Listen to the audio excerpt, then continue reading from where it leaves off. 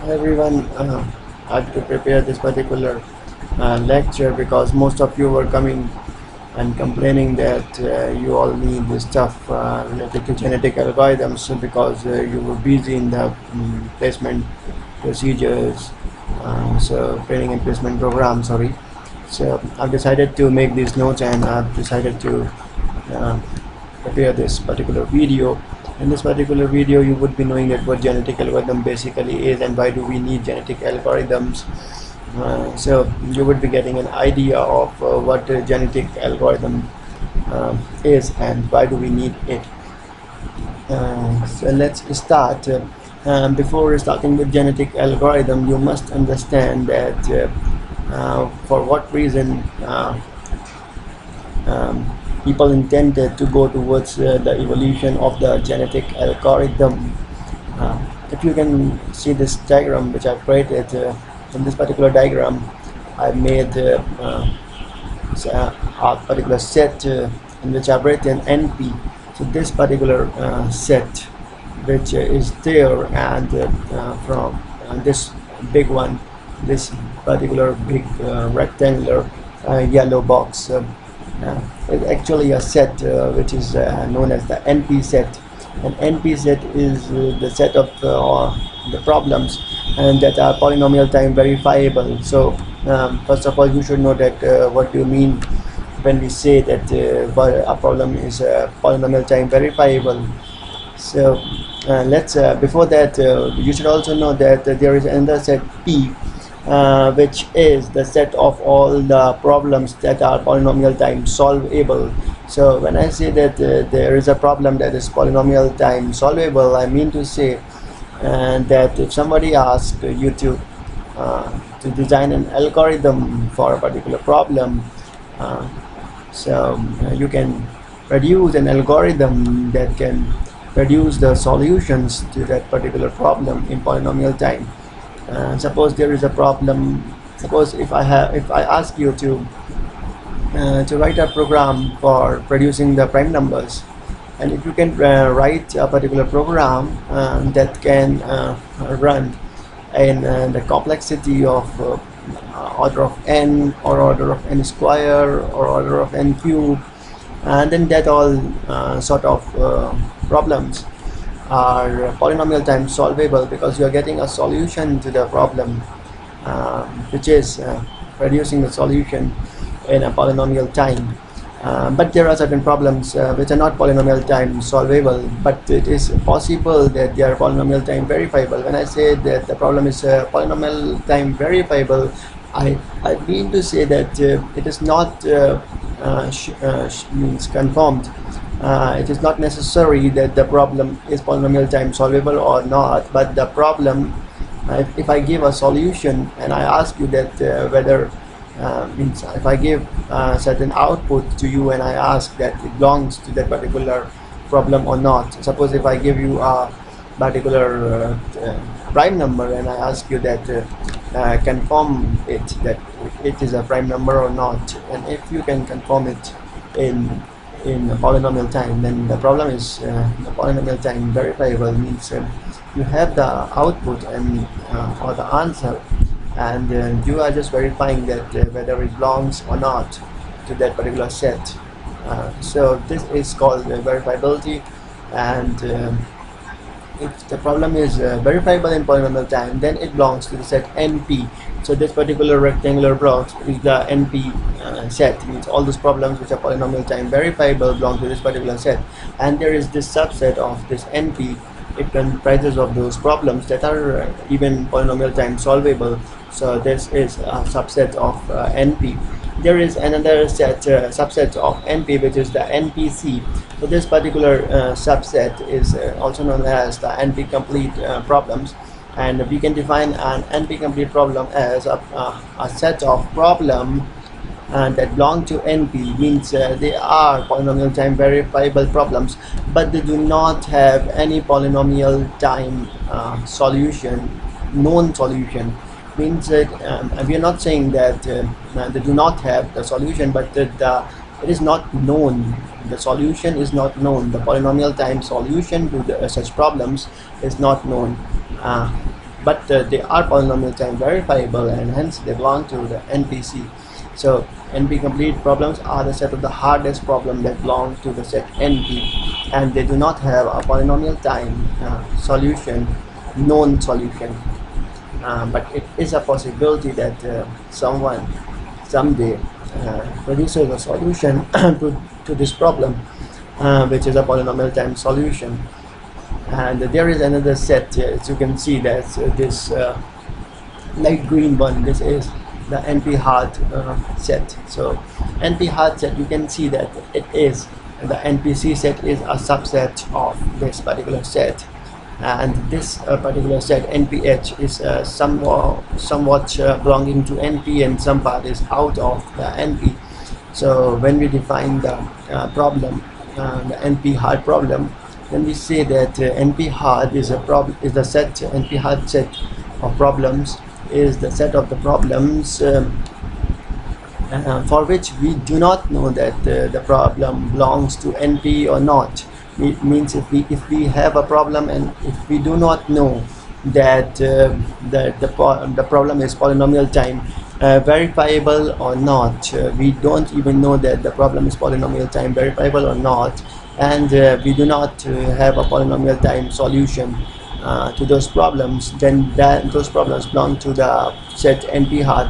And if someone tells that the problem which you have, or somehow if we come to a conclusion that the problem which we have belongs to NP, then that problem belongs to the set NPC, NP complete. So you can understand that for that reason NPC is a subset of NP hard. Means if for the set of problems belonging to NP hard, someone tells that the problem is polynomial time verifiable, it belongs to the set NP, then the problem will belong to the set NP complete. And of course there is a reducibility and all these things which I'm not going to talk about right now, but this was something that was needed.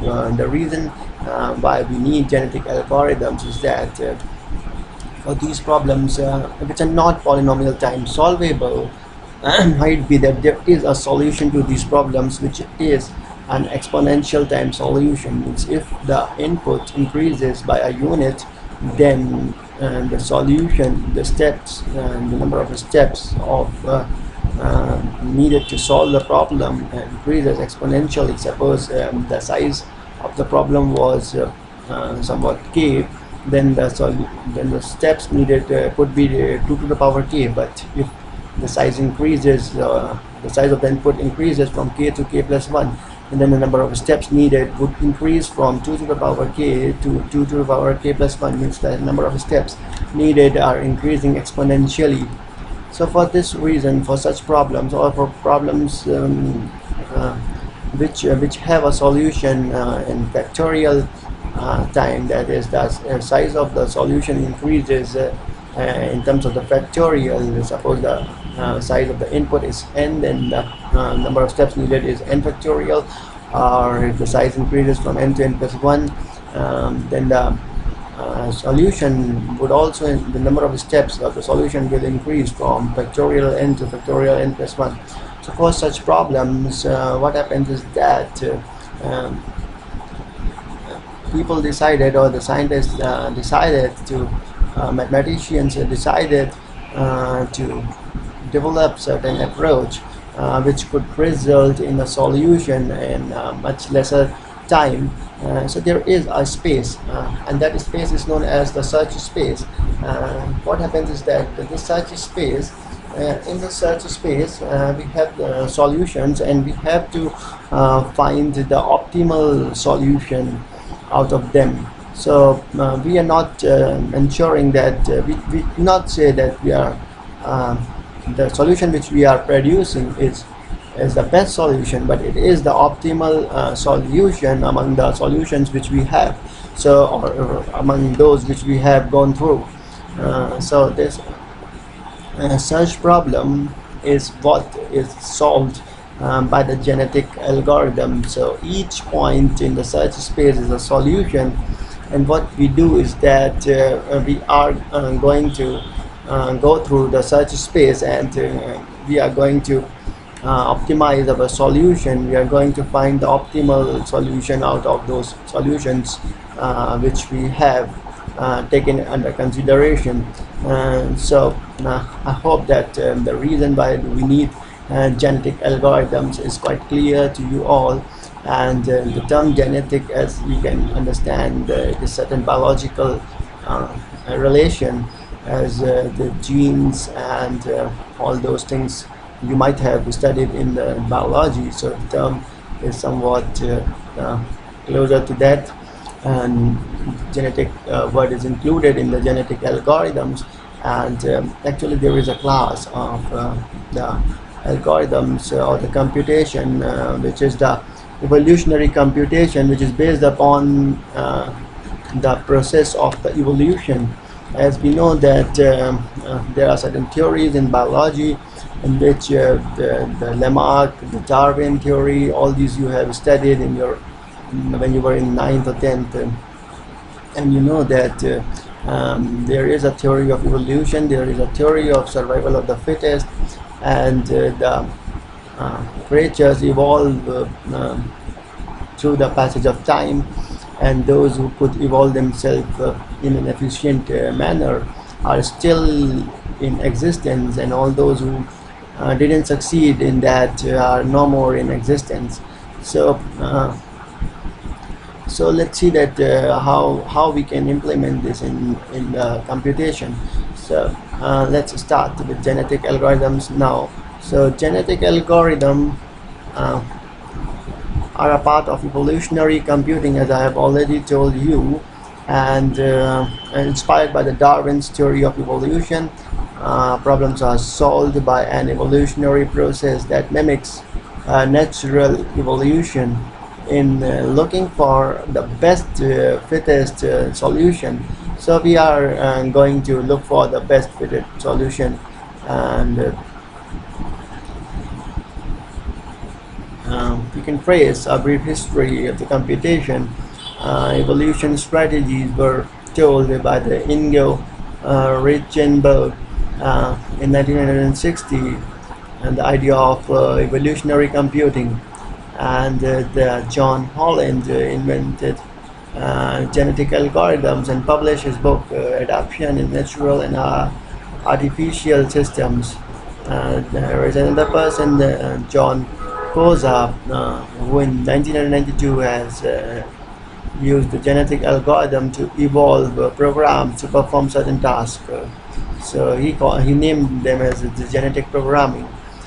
So theory of evolution, you know that there is a theory of evolution, or we can say that the evolution theory states that the survival of the fittest, as we have an example of the giraffe. So what happened that there were trees which were tall, and then the neck of the giraffe was longer, so it could survive the situations in which there is no grass on the land, or there are no small herbs or shrubs, means there are only tall trees.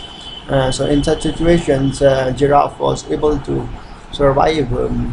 There are certain organisms, that animals that didn't survive during this course. You might have heard about the dinosaurs and all those. So this is the theory that what happens is that by the generation to generation, certain traits are passed. The traits are the characteristics of the person, and then those characteristics which are evolved and which have changed, there is a better improvement or advancement in the characteristic, and then such characteristics would be transferred as a part of the DNA, as a part of the chromosome in the genes. So this all will be discussed, and how could we use this in the computation would also be discussed now. So let's see that this longer neck may have due to effect of mutation initially. So there is a term mutation which is being used, means there is a certain change in an organism on its own. So these changes are mutations, and because of this mutation might be that the neck has grown longer. and terminologies related to biology. Let's relate it to biology that I was talking about. So evolution is a long time scale process that changes the population of organisms by generating better offspring. So what happens is that by the process of evolution, the offsprings that grow are better than their parents. So this particular concept is used in genetic algorithms, in computation also. First of all, we use the term chromosome. So the DNA coded information characteristics characterizing an organism is a chromosome. So there is certain information. Uh, so the DNA is coded and stores the information, and there is a gene. So gene is a part of the chromosome. So what happens is that this chromosome actually has certain genes. So each gene has certain information about the traits. Traits, when I use the word traits, I mean to tell you about that there is a particular uh, property, or there is a particular characteristic of the organism, and for that particular characteristic there is a trait, and these genes store the information about the traits. Suppose if there are people with different eye colors, then their trait would be different for different eye colors, and all this information would be stored in genes, and the chromosome will be a combination of genes. So there are many information stored in the chromosome, but it is due to the genes, and genes store the information of the traits. So, I hope that you all have understood. And there is a genotype, a particular set of genes. So if we have a set of genes, then we say that it is a genotype. Phenotype, the physical realization of the genotype. Example, a person, if you have gone through the programming, you know the object and the blueprint of the object, that is a class. So the relation is same. The phenotype is like an object, and genotype is like a class. So fitness is actually a measure of the success in life for an organism. So how fit our organism is needs to be evaluated, and depending upon the fitness, there are chances that the person will survive. And the same approach is used in the genetic algorithms. So what happens is that in genetic algorithm, we actually have, if we want to know the solution for the problems which are not polynomial time solvable. So for those problems, what we do is that we consider certain solutions out of the space, out of the total search space, and the search space is the space where we have all the solutions, all the possible solutions, and we take a particular subset of that particular solution space. So we take certain points, and each point in the search space is actually a solution. So we are going to we are going to select basically, first of all we are going to select a set of solutions to a problem, and that is we are going to first of all initialize a population. And when we say that we are going to initialize a population, we mean to say that out of all the possible solutions that are present in the search space, we are going to take a subset of those solutions. So that particular subset of solution is called as the population, and the population would be comprised of the chromosomes. So each solution or each point in the search space would be a chromosome. So each solution is a chromosome. So a candidate solution is represented by a chromosome. So what happens is that initially we take certain number of chromosomes, that is we take certain number of solutions to the problem, that is we take certain number of points in the search space, and we perform certain activities. So as we perform, first of all we measure its fitness value.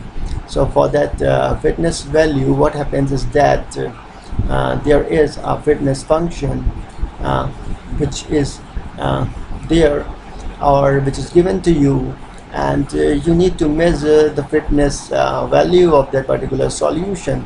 Depending upon the fitness value, if the fitness value is above a particular limit, then only that particular solution or that particular chromosome is going to participate in the further process. Otherwise, that chromosome would be rejected and would no longer be taken under consideration. So we have a fitness function, or the objective function.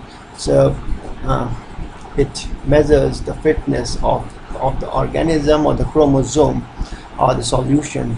And we perform the crossover.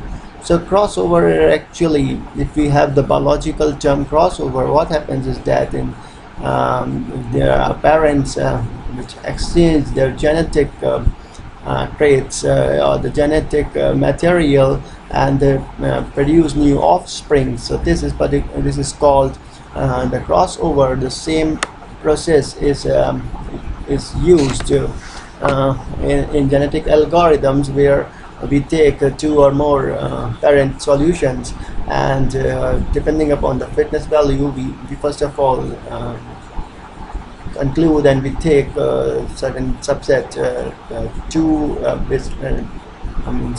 probably we take two solutions as the parent solutions, and we produce the new solutions out of them. So for that particular purpose, we do the crossover. So all this I'm going to discuss in this particular lecture later on, but you are getting a brief idea that there is a crossover which takes place between two solutions, or two chromosomes, we can say. Then after that, there are new children that come into existence, and there is mutation, so that takes place. And mutation actually takes place on a single chromosome, on the single parent solution. So mutation, and the word was there in the previous slide also, and mutation means that there is a change within a particular chromosome itself. So like in crossover, there are two or more parents involved, and in this mutation, and there is only one particular chromosome. So it might be due to certain error that has occurred during the DNA replication from parents. Or this might be due to certain other atmospheric changes. Chromosome. So chromosome. Now let's come upon to chromosome. So now we are using the term from biology into our genetic algorithm, that is in our computing. So chromosome over here is the coding of possible solutions. So as I've told, that a chromosome will represent a solution to a problem. So there are several ways in which we can represent, or we can encode that particular solution. So that is also to be taken into consideration. Out of the several possible ways of coding a chromosome or representing a chromosome, we would use the most appropriate one in solving a particular problem.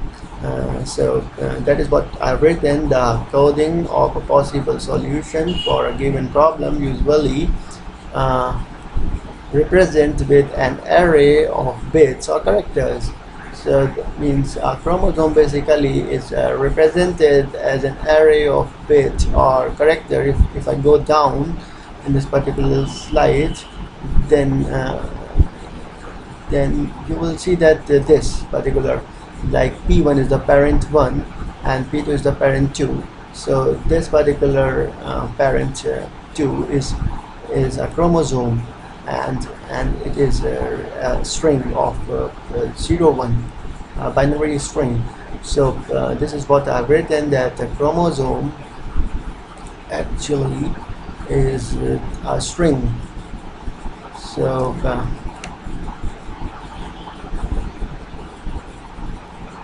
a chromosome, the coding of a possible solution for a given problem. Actually, the chromosome is a solution, and usually represented with an array of bits or characters. So we are going to represent the solution in the form of an array of bits or characters, or we can even have different representations. Gene. Now a gene, basically a single bit or a set of bits coding part of the solution. So gene, basically, as I told, that it has the information of the traits or the properties of a particular organism. So the gene is a single bit. So in genetic algorithms, it is a single bit or a set of bits that of the coding part of the solutions. As a chromosome was consisting of a number of bits or characters, and a gene was a part of a chromosome. A chromosome comprises of one or more genes. So what an allele basically is one of the elements used to code the genes. So if we want to code the genes, then elements used are known as allele. Sorry, I didn't go through this in biological term. One of the possible values for the gene. So the possible value of the gene, suppose if the gene contains information and it tells that the eye color is brown, and then this is an allele, or it is a blue, then it is another allele. So the possible values is the allele. So fitness evaluation of the actual solution to model a learning process as evolution. So fitness, as I told, is the evaluation of the actual solution. And then there is a crossover, which I've already told, that it is a mixing of the two existing solutions of the two chromosomes. And then we have the mutation, random change in the solution. So the solutions which are produced, that is child solutions, there is a random change in the solution, which is known as the mutation. So hopefully all this is clear to you till now. And now genetic algorithms, if you want to have certain textual content regarding that, then you can go to this particular slide and page of my PDF. And then this particular pages, you can see that genetic algorithm are heuristic search and optimization techniques. So we are going to search for the optimal solution. So it is an optimization technique that mimics the process of the natural evolution. Genetic algorithms are parallel search procedures. This is a very important point which I mentioned over here, and intentionally mentioned this particular point because I didn't want to forget this particular point, because you can see that if someone asks you to give a particular solution to a problem, then what happens is that you think of in a particular way, and it might be that the direction in which you were thinking was not correct, and then certainly when you realize that the direction in which you were thinking was not correct, then you have to rethink again from the starting. But in genetic algorithms, what happens is that we are searching in parallel. You can see that there is a particular population, and we are going to select parents out of that particular population. So if two chromosomes of the two parents cross over and they produce two new children, and so on, if we have a population of 10, suppose initially, and then we will have 10 children, and we have the parallel computation. We are not heading towards a single solution, but actually we are having more than one solutions. from the 10 parent solutions, we are generating 10 new child solutions. So this is what I've written, that genetic algorithms are parallel search procedures that can be implemented on parallel processing machines for massively spreading up their operations. Genetic algorithms try to perform an intelligent search for a solution from a nearly infinite number of possible solutions. So, since the search space is the space of the solutions, that each point is representing a solution, so space has an infinite number of solutions, but we are going to use intelligently. We are going to search out of those infinite number of points, certain you can say finite number of points, and we are going to solve the problem in an efficient manner. The genetic algorithms implement the optimization strategies by simulating evolution of the species through natural selection. So it is implementing the optimization strategy. So how is it implementing? By simulating evolution of the species through natural selection.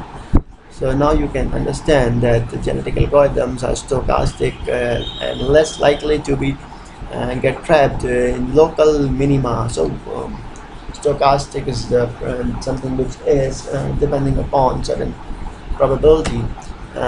So since we have more solutions, we means probably would not trap ourselves in certain local minima.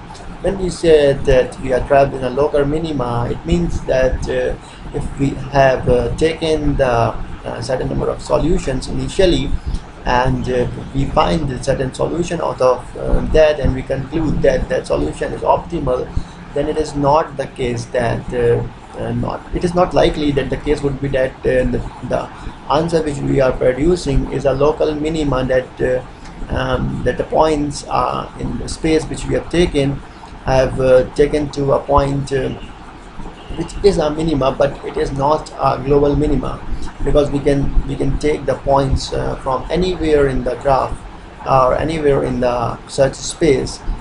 So what happens is that there are fair chances that we are not going to trap ourselves in a local minima.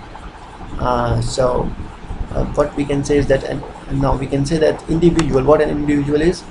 So individual is a solution to a problem. So a candidate solution is a chromosome or the individual that belongs to a particular population. A population is a set of solutions, fitness, quality of the solution, chromosome, encoding for a solution.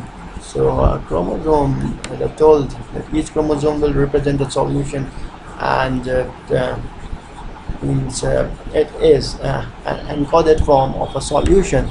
A gene basically is a part of the encoding solution. Now we will go through the certain encoding strategies. So what are different ways by which we can encode our chromosome? So this is the very first step that is needed if you want to apply a genetic algorithm for solving a certain problem. You want to use the genetic algorithm for solving your problem. Then what happens is that you first of all need to encode the chromosome. So there are several ways of encoding the chromosome, which I've discussed over here. So let's see that what these are. So as I've told you earlier, that there are several ways of representing a chromosome, that is encoding a particular solution. So that's what I've written over here. The process of representing a solution in the form of a string that conveys the necessary information. So we are going to represent the solution or the chromosome in the form of a string. So there are several ways for doing that. And just as a chromosome, each gene controls a particular characteristic of the individual. Similarly, each bit of a string represents the characteristic of a solution. Genetic algorithms encode the decision variables of a search problem into finite length strings of alphabets of certain cardinality. So what we have is that we have finite length strings of alphabets, as I've shown you that it is a chromosome. uh, and we have to encode it. The strings which are candidate solutions to the search problem are referred as a chromosome. So this is what I've told you, that these strings which are the candidate solutions to the search problem are referred to as the chromosomes, and the alphabets are referred to as genes, and each alphabet is represented as a gene, is referred to as a gene, and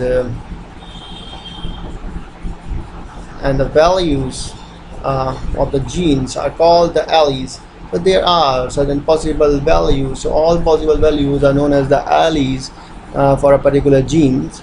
And for example, in a problem, there is a traveling salesman problem, a chromosome represents a route and a gene may represent a city. So I've told you that gene is a part of the chromosome. So if we want to solve a traveling salesman problem, we know that a traveling salesman problem is a problem in which there is a salesman who is starting from a certain city, and he needs to traverse all the cities, and has to come back to the original city from which he originated, and he has to travel the minimum distance. So we know that this problem would take a time of factorial n, because if we have n number of cities, then the order of the solutions, number of possible solutions to this particular problem will be of order n factorial. If we have suppose 3 cities, and then we have almost 6 solutions, or we can say we have order of n factorial solutions. So it would not be wise to go through all those n factorial solutions, and if the number n is large, then it is not practically possible for us to solve this problem in factorial n time where n is too large. So for this reason, if we have a chromosome, so a chromosome in this particular kind of problem will represent a sequence of the visiting routes. So if we have, suppose, cities A, B, C, D, E, F, we have 6 cities. So A, B, C, D, E, F is a chromosome. It shows that the